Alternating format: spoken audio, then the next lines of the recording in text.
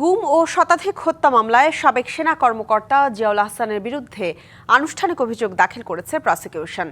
সকালে আন্তর্জাতিক অপরাধ ট্রাইব্যুনালে এই অভিযোগ দাখিল করা হয়।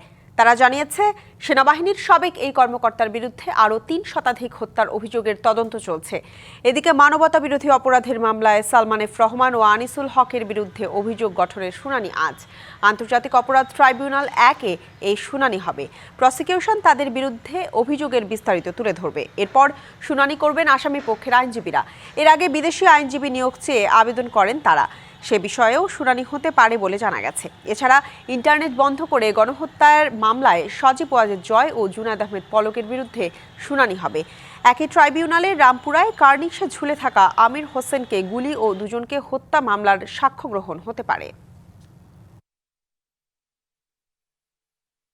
নতুন এবং ফিরে আসা গ্রাহকদের জন্য নগদে চলছে ক্যাশব্যাক সহ প্রতিদিন হাজারো উপহার জেতার সুযোগ। হবে আশা আর ফেরা, সারপ্রাইজ সেরা।